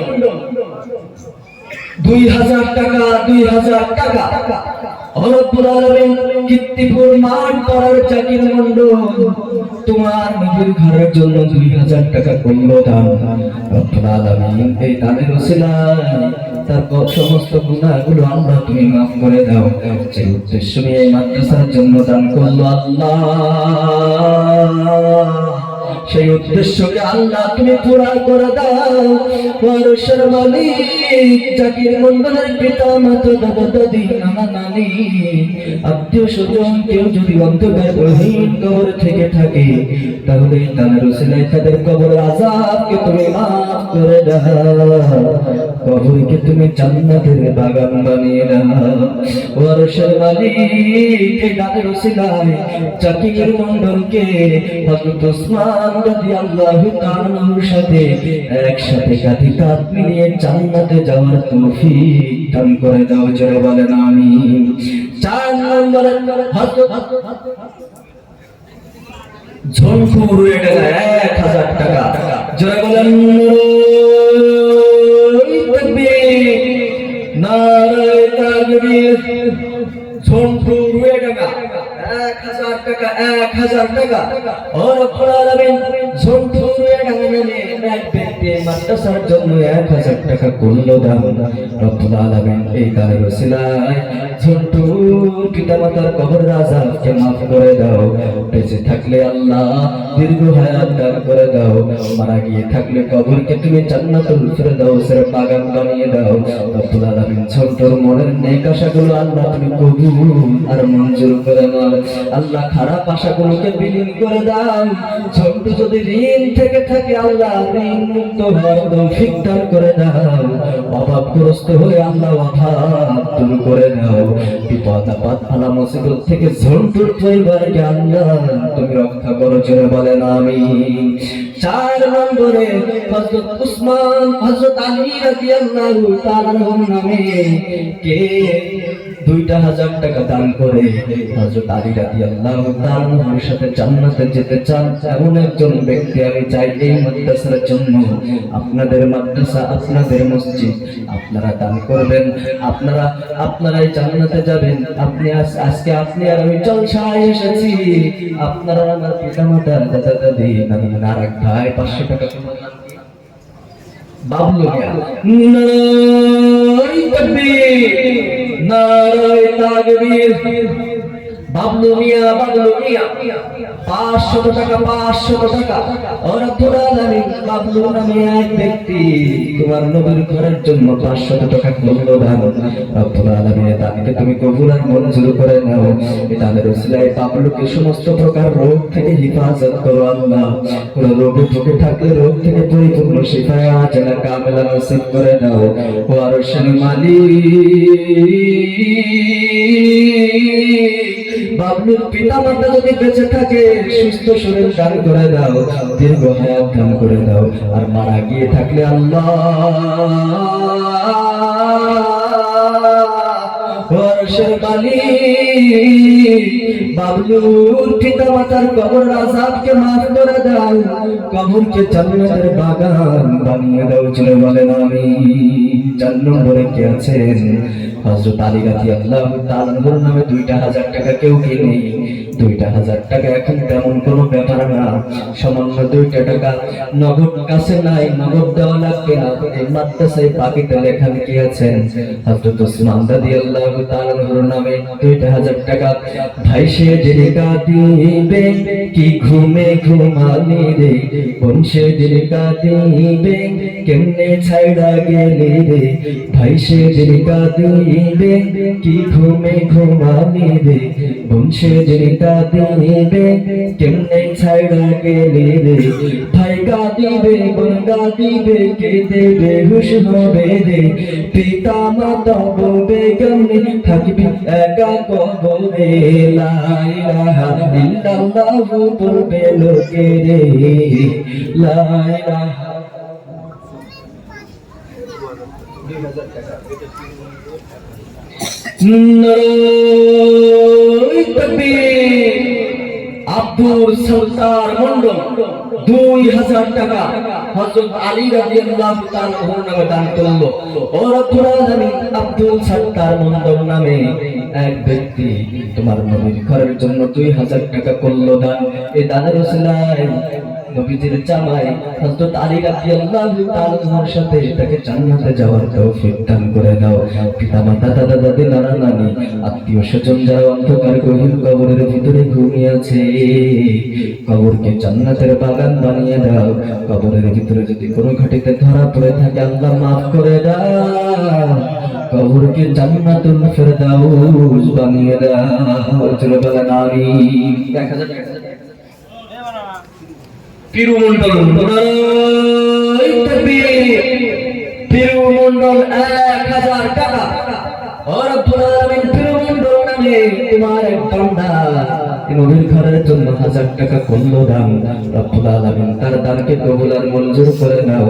এটার রসিলায় তার পিতামাতা যদি বেঁচে থাকে আল্লাহ সুস্থ শরীর দান করে দাও, আর মারা গিয়ে থাকলে কবরকে জান্নাতের বাগান বানিয়ে দাও। রব্বুল আলামিন পিরমণ্ডলের গোটা পরিবারের উপরে রহমত বর্ষণ করো। আরশের মালিক জান্নাতের সার্টিফিকেট প্রাপ্ত সাহাবীদের সাথে পিরমণ্ডলকে জান্নাতে যাওয়ার তৌফিক দান করে দাও। জোরে বলেন আমিন। আরেকজন 500 টাকা দান করলেন মুরব্বি, রব্বুল আলামিন তুমি তাকে চেনো। রব্বুল আলামিন এই মুরব্বি যদি কোনো অসুস্থতায় ভুগে থাকে আল্লাহ, তাহলে তার রোগ বালা মুসিবত থেকে তাকে তুমি হেফাজত করো। আরশের মালিক আল্লাহ এই ব্যক্তির পিতা মাতা দাদা দাদি নানা আত্মীয় স্বজন যারা অন্ধকার গহীন কবরের ভিতরে ঘুমিয়ে আছে, সকলের কবরের আযাবকে মাফ করে দাও, কবরকে জান্নাতের বাগান বানিয়ে দাও। জোরে বলেন আমিন। 5 নম্বরে কি আছেন? এই মাদ্রাসায় 2000 টাকা দান করে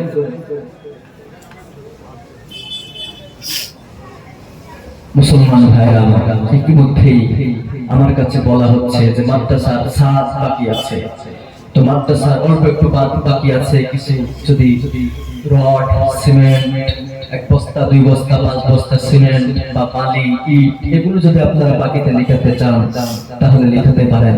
আপনি আর আমি কেউ থাকবো না, কিন্তু এই মাদ্রাসা টিকে থাকবে শত শত বছর পর্যন্ত। আপনি আর আমি অন্ধকার গহীন কবরে বসে এই মাদ্রাসা তাদের দিচ্ছে বাচ্চারা, মাসুম বাচ্চারা কোরআন তেলাওয়াত করবে, কোরআন মুখস্থ করবে, এর সওয়াব কবরে বসে আপনি আর আমি পেতে থাকবো। অতএব কি আছেন এই মাদ্রাসার জন্য, এই মাদ্রাসার ছাদের জন্য 1 বস্তা 2 বস্তা সিমেন্ট লেখাতে যদি কেউ চান তাহলে লিখাতে পারেন। ভাইসে দিনকা দিবে কি ঘুমে ঘুমালি রে, বসে দিনকা দিবে কেমনে ছাড়া গেলি রে, ভাই কাঁদিবে বোন কাঁদিবে কে দিবে হুশ হবে রে, পিতা মাতা বলবে কেমনে থাকবি একা কবরে, লা ইলাহা ইল্লাল্লাহু বলবে লোকে রে, লা ইলাহা ইল্লাল্লাহু বলবে লোকে রে। গাড়ি গাড়ি অট্টালিকা সবই পড়ে রবে,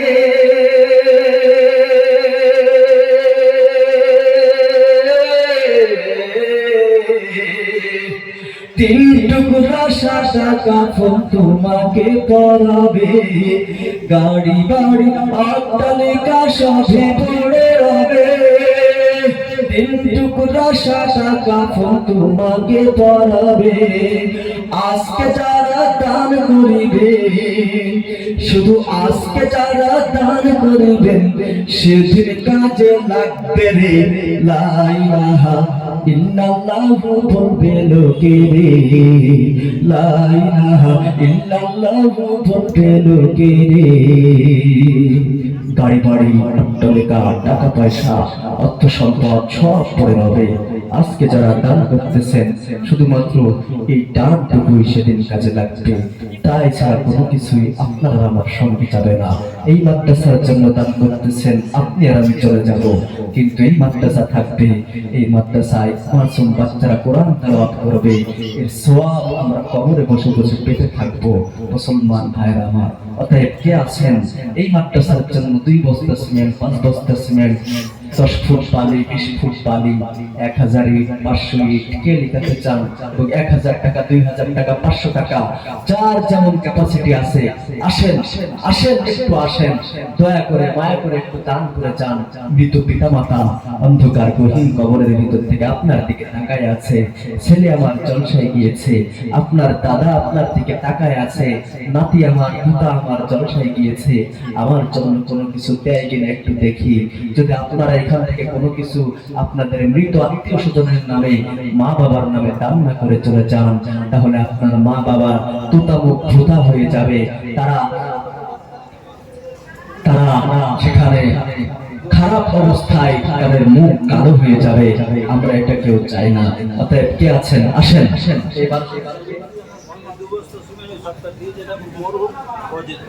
দুই বস্তা সিমেন্ট আগে একবার দান করেছেন, আবার দুই বস্তা সিমেন্ট। নারায়ে তাকবীর, নারায়ে তাকবীর। দুই বস্তা সিমেন্ট আব্দুল সাত্তার আগে 3000 টাকা দিয়েছে, আবার মাদ্রাসার প্রয়োজন শুনে দুই বস্তা সিমেন্ট দান করলো। আল্লাহ তুমি আব্দুল সাত্তারের দানকে কবুল আর মঞ্জুর করে নাও রব্বুল আলামিন। যে আব্দুল সাত্তার আবারও দুই বস্তা সিমেন্ট দান করলো, এই দানের ওসিলায় আল্লাহ আব্দুল সাত্তারকে যদি কোনো রোগ বিপদ আপদ বালা মুসিবতে থেকে থাকে আল্লাহ তা তুমি দূর করে দাও, রোগ থেকে পরিপূর্ণ শিফা আজলা কামেলা নসিব করে দাও। ওয়ারশের মালিক হযরত আবু বকর রাদিয়াল্লাহু তাআলার সাথে যেন জান্নাতে যেতে পারে সেই ব্যবস্থা আল্লাহ তুমি করে দাও, জয় বলেন আমিন। এবার মরহুম নারায়ে তাকবীর, নারায়ে তাকবীর। মরহুম ওয়াজেদ আলীর নামে তার আওলাদেরা 1200 টাকা দান করলো। ওর শেরালি মরহুম ওয়াজেদ আলী অন্ধকার গহীন কবরের ভিতরে ঘুমিয়ে আছে। কবরের ভিতরে কোন অবস্থায় আছে আল্লাহ আমরা জানি না।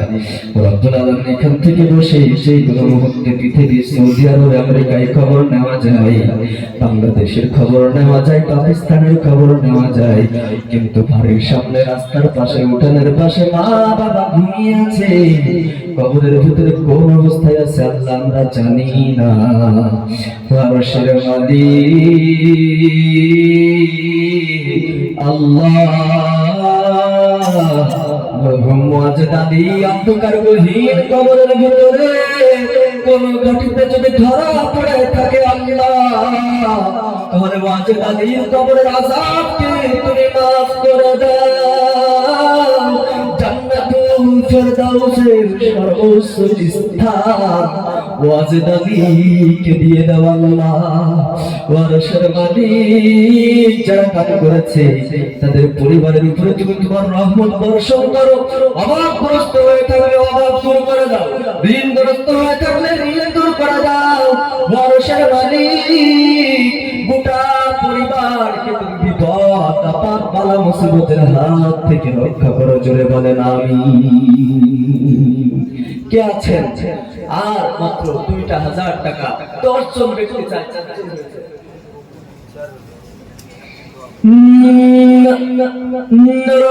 নারায়ে তাকবীর। গোপনে দান করার কথাও হাদিসে আছে। একজন বলছে যে না, আমার নাম আমি প্রকাশ করব না, আমি মাদ্রাসার জন্য 4000 টাকা দান করব, জোরে বলেন আলহামদুলিল্লাহ। আর একটু জোরে বলেন আলহামদুলিল্লাহ। ওয়ারশের মালিক কে ব্যক্তি আমি জানি না, তুমি জানো, তুমি সামিউন বাসীর, তুমি সবার অন্তর স্তরের খবর রাখো। ওয়ারশের মালিক তার এই 4000 টাকাকে তুমি কবুল আর মঞ্জুর করে নাও। তাদের ওসিলায় আল্লাহ তার পিতা মাতা দাদা দাদি নানা নানি আত্মীয় স্বজন কেউ যদি অন্ধকার গহীন কবর থেকে থাকে আল্লাহ কবরের ভিতরে কোন অবস্থা আছে আমরা জানি না। কবরকে তুমি জান্নাতের বাগান বানিয়ে দাও, কবরকে তুমি জান্নাতুল ফেরদাউস বানিয়ে দাও। যে দান করলো সে যদি অসুস্থতা থেকে থাকে আল্লাহ তাহলে অসুস্থতা থেকে তুমি তাকে মুক্ত করে দাও। সমস্ত প্রকার বিপদ আপদ বালা মুসিবত থেকে হেফাজত করো। তার গোটা পরিবারের উপরে তুমি রহমত বর্ষণ করো। ঋণগ্রস্ত হয়ে থাকলে ঋণ পরিশোধ করার তৌফিক দান করে দাও। অভাবগ্রস্ত হয়ে থাকলে অভাব দূর করে দাও। ওয়ারশের মালিক জান্নাতের সার্টিফিকেট প্রাপ্ত সাহাবীদের সাথে সে যেন জান্নাতে যেতে পারে সেই ব্যবস্থা আল্লাহ তুমি করে দাও, চলে বলেন আমিন। মাদের ভিতরে অনেক মাদের প্যান্ডেল আছে, মা মা মা বোনদের ভিতরে অনেকে আছেন। মা বোনেরা যদি কেউ বাকিটা আপনাদের তো লক্ষ্মী ভান্ডার আছে, 500 টাকা দিয়েছে কোরআনের জন্য, মা বোনদের ভিতর থেকে আরেকজন 1000 টাকা দিয়েছে, যদি বলেন না রে তাকবীর। 500 টাকা, 1000 টাকা। আরেকজন দিয়েছে 300 টাকা, শ্বশুর মারা গিয়েছে, দোয়া চেয়েছে। আর এই যে অনেকগুলো টাকা একটি মা বোনদের ভিতর থেকে আসছে, এই যে অনেকগুলো টাকা মা বোনদের ভিতর থেকে আসছে। আসলে যুগে যুগে ইসলামের জন্য মা বোনদের অনেক অবদান হয়েছে। প্রথম মুসলমানও কিন্তু মাদের ভিতর থেকে একজন ছিল। আর একজন 40টা টাকা দান করলো, আল্লাহ তুমি তার দানকে কবুল আর মঞ্জুর করে নাও, এটা রসুলায় তার মনের নেক আশাগুলোকে আল্লাহ তুমি পুরা করে দাও। মা বোনদের ভিতর থেকে অনেকগুলো টাকা এসেছে। মা বোনেরা কিন্তু ইসলামের জন্য অনেক কুরবানি দিয়েছে, এবং প্রথম মুসলমান কিন্তু মাদের ভিতর থেকে, পুরুষদের ভিতর থেকে নয়। আমরা মনে করি হযরত আবু বকর মনে হয় প্রথম মুসলমান, এটা ভুল ধারণা। হযরত আবু বকরের সিরিয়াল হচ্ছে 3 নম্বরে মুসলমান হয়েছিলেন হযরত আবু বকর। প্রথম মুসলমান মাদের ভিতর থেকে হযরত মা খাদিজা রাদিয়াল্লাহু তাআলা আনহা। একটু জোরে বলেন সুবহানাল্লাহ। এখানে শেষ নয়, মাদের ভিতর থেকেই প্রথম শহীদ হয়েছিলেন। প্রথম শহীদ ইসলামের জন্য সর্বপ্রথম জীবন দিয়েছেন, রক্ত দিয়েছেন মাদের ভিতর থেকে, বোনদের ভিতর থেকে। নাম হচ্ছে তার হযরত সুমাইয়া রাদিয়াল্লাহু তাআলা আনহা। অতএব মাদের অবদান ইসলামের জন্য কম নয়। মারা যুগে যুগে ইসলামের জন্য অনেক কিছু দিয়েছেন। আরেকজন ছোট্ট মাদ্রাসার তালবে ইলম ছাত্র মনে হয় 150 টাকা করলো দান, আল্লাহ তুমি তার দানকে কবুল আর মঞ্জুর করে নাও, জোরে বলেন আমিন। এই দানের ওসিলায় তাকে তুমি বড় হাফেজ আলেম হিসেবে কবুল আর মঞ্জুর করে নাও, জোরে বলেন আমিন। মা বোনদের জন্য একটু দোয়া করে দেই। রব্বুল আলামিন মা বোনদের ভিতর থেকে একজন 500 টাকা দান করেছে, আরেকজন 1000 টাকা দান করেছে, আরেকজন 300 টাকা দান করেছে। মৃত শ্বশুরের জন্য দোয়া চেয়েছে। আর অনেক মা বোনেরা 10 টাকা, 20 টাকা, 50 টাকা, 100 টাকা, যার যেমন ক্যাপাসিটি আছে দান করলো। ও আরশের মালিক, আমার মা বোনদেরকে তুমি হযরত মা ফাতেমা রাদিয়াল্লাহু তাআলা আনহার সাথে জান্নাতে যাওয়ার তৌফিক দান করে দাও রব্বুল আলামিন। হযরত মা ফাতেমা রাদিয়াল্লাহু তাআলা আনহার মতো তাদেরকে তুমি কবুল আর মঞ্জুর করে নাও। আমার মাদের মা বাবা, দাদা দাদি, নানা নানি, আত্মীয় স্বজন যারা অন্ধকার গহীন কবরের ভিতরে ঘুমিয়ে আছে, কবরকে জান্নাতের বাগান বানিয়ে দাও। আল্লাহ বেঁচে থাকলে দীর্ঘ হায়াত দান করে দাও, সুস্থতা দান করে দাও। যারা দান করেছে আল্লাহ সকলের পরিবারের উপর রহমত বর্ষণ করো, বিপদ আপদ বালা মুসিবত থেকে হেফাজত করো। অভাবগ্রস্ত হয়ে থাকলে অভাব দূর করে দাও, ঋণগ্রস্ত হয়ে থাকলে ঋণ দূর করে দাও। ও আরশের মালিক, মা বোনদের সন্তানদেরকে তুমি মানুষের মতো মানুষ হিসাবে কবুল আর মঞ্জুর করে নাও, জোরে বলেন আমিন।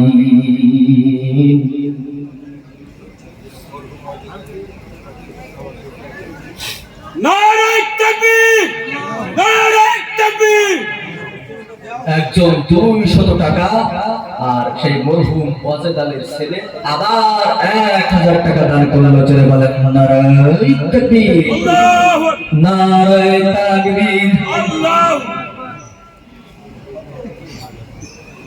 একজন গোপনে এই মাদ্রাসার জন্য 30,000 টাকা করলো দান। নারে তাকবীর, নারে মাদ্রাসা, নারে তাকবীর,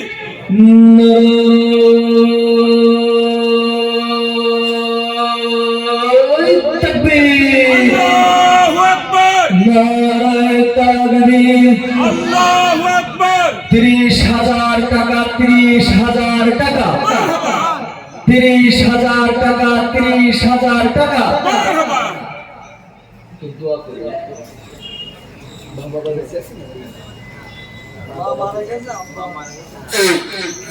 মা মারা গেছে, আব্বা বেঁচে আছে। আর একজন 40 টাকা করলো দান, আর একজন এই 500 টাকা করলো দান। আল্লাহ সকলের দানকে তুমি কবুল আর মঞ্জুর করে নাও। এই দানের ওসিলায় সকলের মনের নেক আশাকে আল্লাহ তুমি কবুল আর মঞ্জুর করে নাও। আসলে একটু দোয়া করে দেই।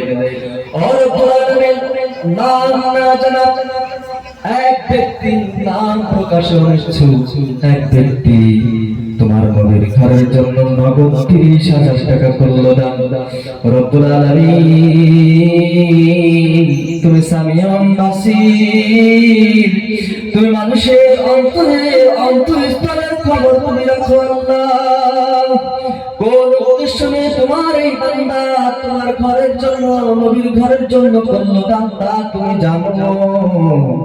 ও আল্লাহ, এটা রসিলাই আল্লাহ তার মনের নেক আশাগুলো আল্লাহ তুমি কবুল আর মঞ্জুর করে নাও।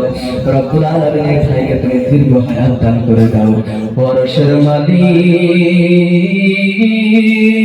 তার হায়াত তুমি বাড়িয়ে দাও। অসুস্থ হয়ে থাকলে অসুস্থতা থেকে তুমি মুক্তি দান করো।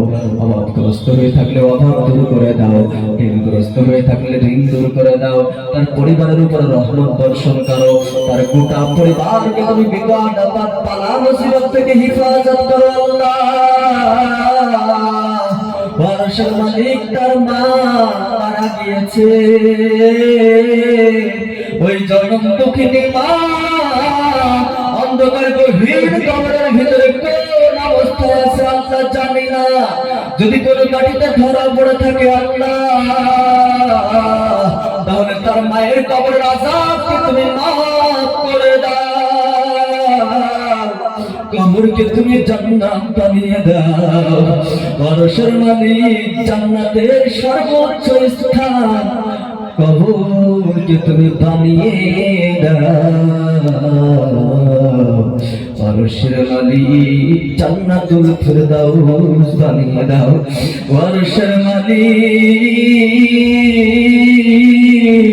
এই ভাইয়ের সন্তান যারা রয়েছে তাদেরকে তুমি মানুষের মতো মানুষ বানিয়ে দাও আল্লাহ। এই ভাইয়ের সন্তানদেরকে তুমি নেক সন্তান হিসাবে কবুল আর মঞ্জুর করে নাও। আর একজন ভাই 1,000 টাকা, আর একজন ভাই 200 টাকা, আর একজন ভাই 40 টাকা, আর একজন ভাই কিছু টাকা দান করলো। আল্লাহ কে যে যেভাবে দান করছে তুমি জানো। সকলের মনের নেক আশাগুলো আল্লাহ তুমি কবুল আর মঞ্জুর করে নাও। সকলের পিতামাতার কবরের আযাবকে মাফ করে দাও। শুরু থেকে নিয়ে এই পর্যন্ত যারা দান করলো সকলের পিতামাতার কবরের আযাবকে মাফ করে দিয়ে কবরকে তুমি জান্নাতের বাগান বানিয়ে দাও। জোরে বলেন আমিন। আর কে আছে 5 নম্বরে মেয়েদের ভিতর থেকে ওটাকে গোপন দান করতে। আরেকজন মুরব্বী 100 টাকা করলো দান, রব্বুল আলামিন 50 টাকা করলো দান। দানকে তুমি কবুল আর মঞ্জুর করো। এটা কাদের পক্ষ থেকে?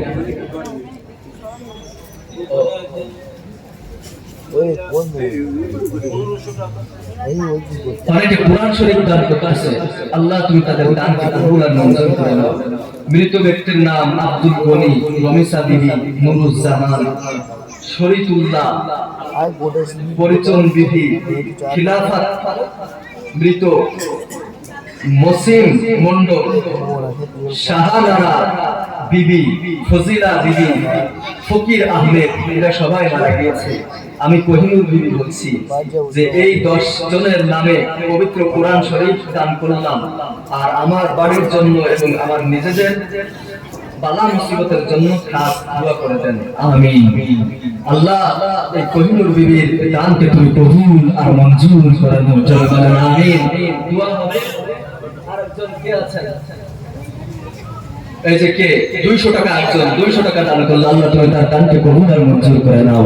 এই দানের ওসিলায় তার মনের নেক আশাকে আল্লাহ তুমি কবুল আর মঞ্জুর করে নাও। পরশের মালিক এই যারা দান করতেছে তাদের পিতামাতা, দাদা দাদি, নানা নানি, আত্মীয় স্বজন যারা মারা গিয়েছে সকলের কবরের আযাবকে তুমি মাফ করে দাও। কবরকে জান্নাতের বাগান বানিয়ে দাও।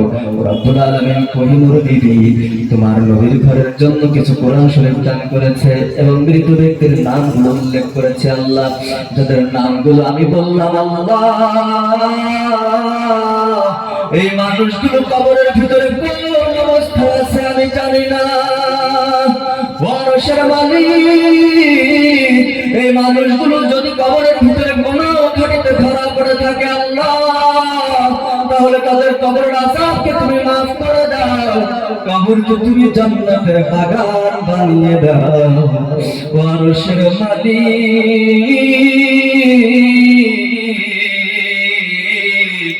আল্লাহ ওই নবী যাদের নাম উল্লেখ করেছে সকলের কবরকে তুমি জান্নাতুল ফেরদাউস বানিয়ে দাও ও আল্লাহ তার বাড়ির উপর থেকে তুমি বিপদ আপদ বালা মুসিবত দূর করে দাও তার পরিবারের উপরে তুমি তোমার রহমত বর্ষণ করে দাও জোরে বলেন আমিন।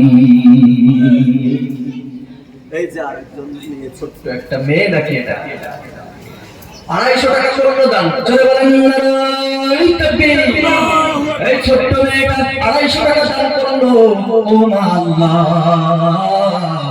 এই মেয়েটাকে তুমি হযরত মা ফাতেমা রাদিয়াল্লাহু তাআলার মতো সৎ চরিত্রবান একজন মেয়ে হিসেবে কবুল আর মঞ্জুর করে নাও একজন নেককার পরহেজগার মেয়ে হিসেবে কবুল আর মঞ্জুর করে নাও রব্বুল আলামিন।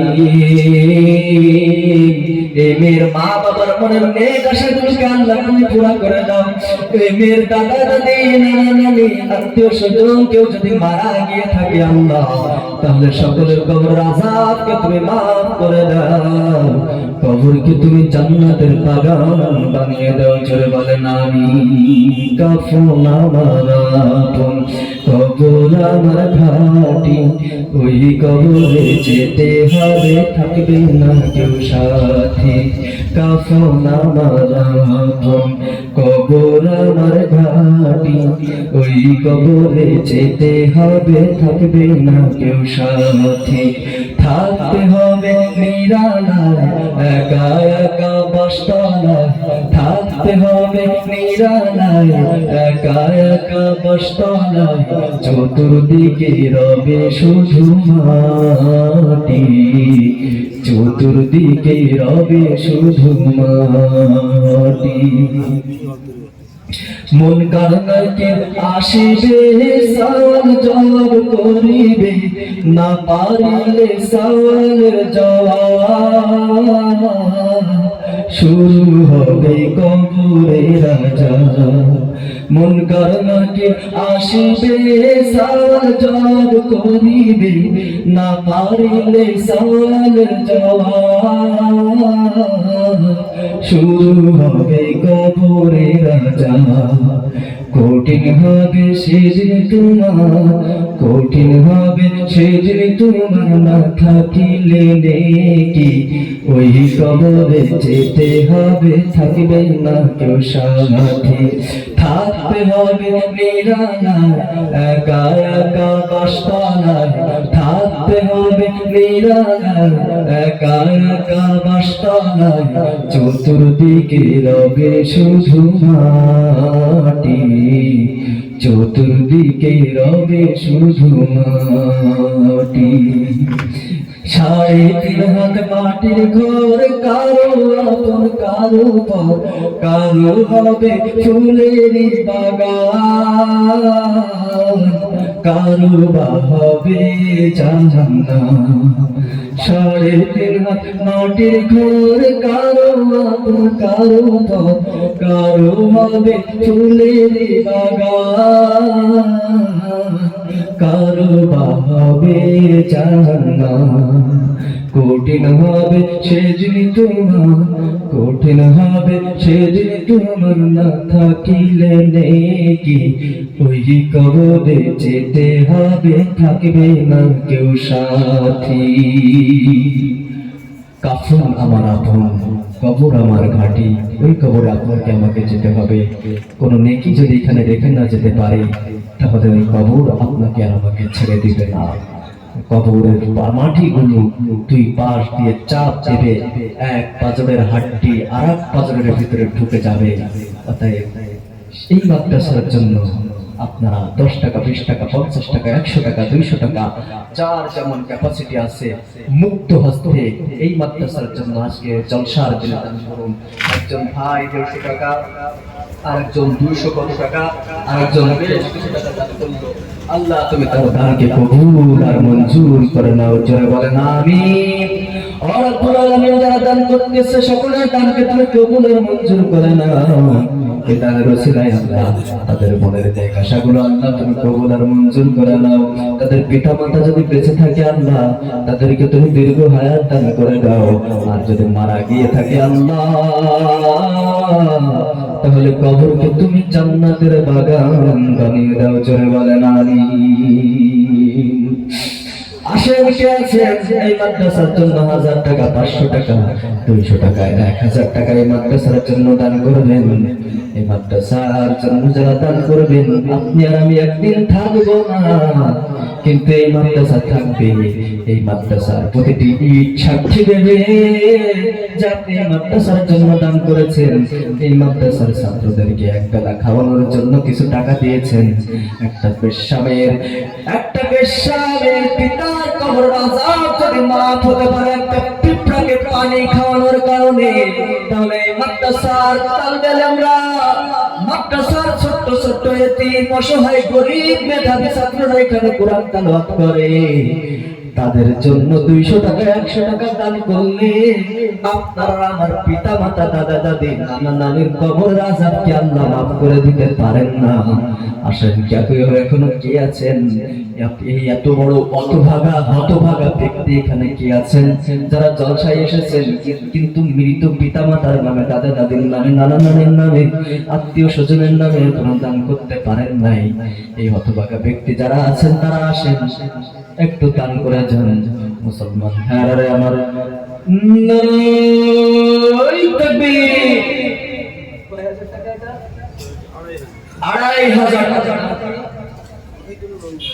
মহিদুল মন্ডল।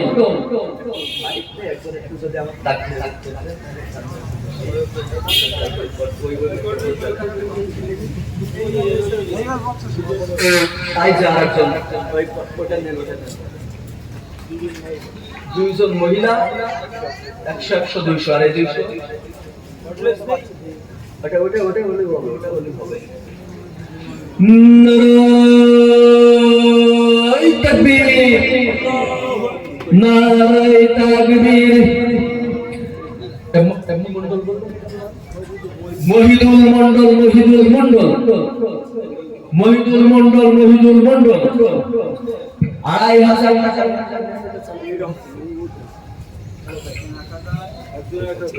আরেকজন 1000, কুরআন শরীফ পাবে একজন 600, আরেকজন 1000। ওটা দেন না, আমার কাছে দেন না।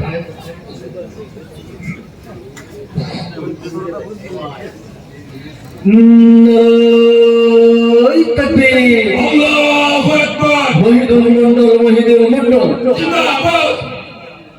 2500 টাকা, 2500 টাকা। মারহাবা।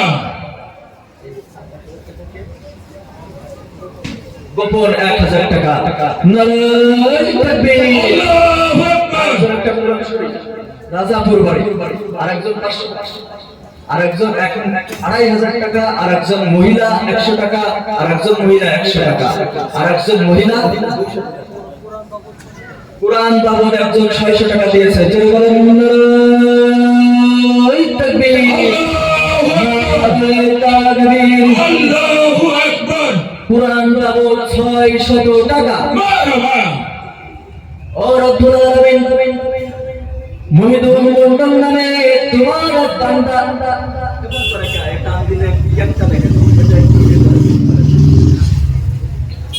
ও রব্বুল আলামিন, মহিদুল মন্ডল নামে তোমার বান্দা 2500 টাকা তোমার নবীর ঘরের জন্য করলো দান।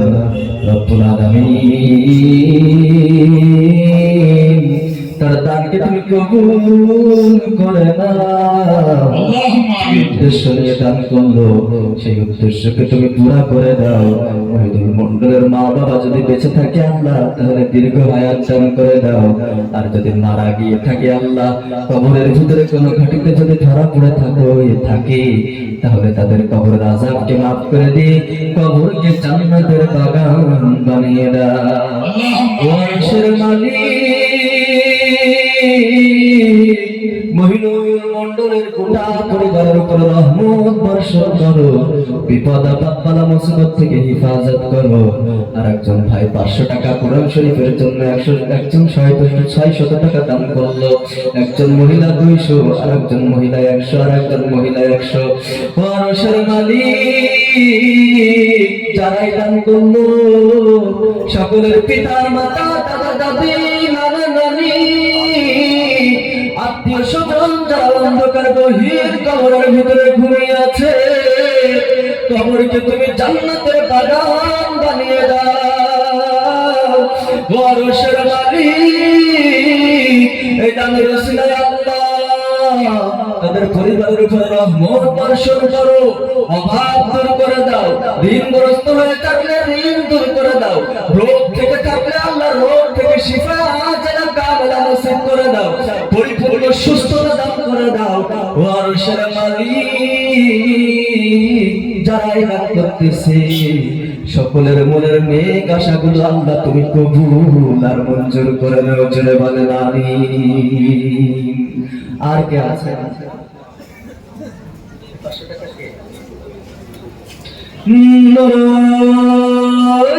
আল্লাহু আকবার। উপরে 500 টাকা, 500 টাকা। মারহাবা। ও রব্বুল আলামিন, একজন বান্দা তোমার গোপনে 500 টাকা কবুল দান, রব্বুল আলামিন তার দানকে কবুল আর মঞ্জুর করে নাও।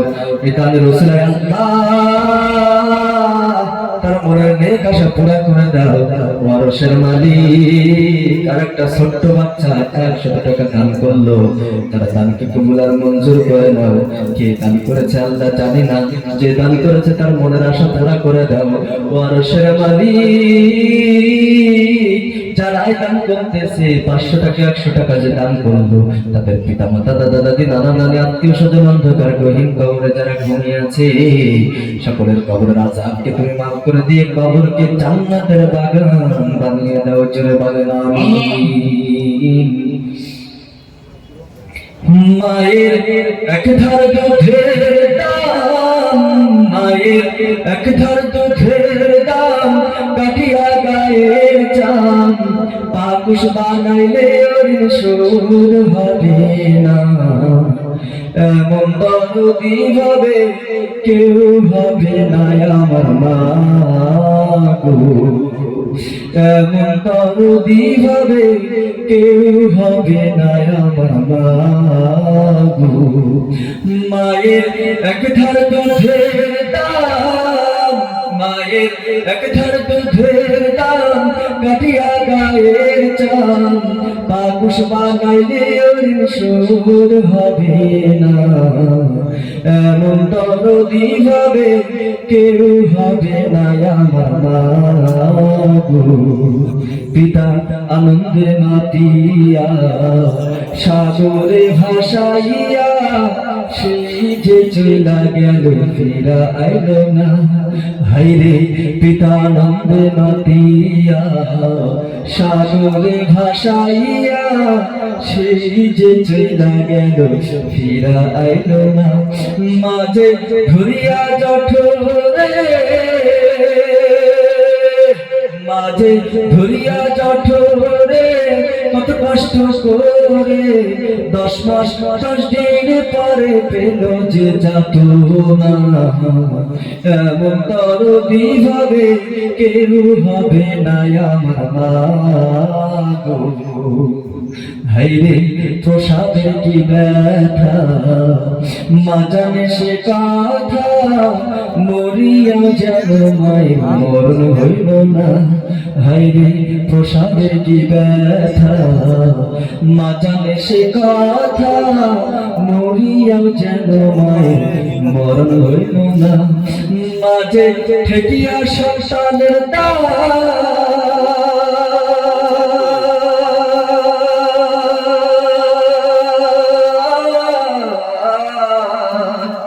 মাঝে ঠেকিয়া সন্তানের দায় অকালে মাথা হারায়, সে মায়ের তোমরা দুঃখ দিও না, সে মায়ের তোমরা কষ্ট দিও না, এমন দরদি ভাবে কেউ হবে না আমার মা গো। মায়ের এক ধার দুধের দাম, মায়ের এক ধার দুধের দাম কাটিয়া গায়ের চাম, বাকুশ বানাইলে ওর সুর হবে না, এমন দরদি ভাবে কেউ হবে না আমার মা।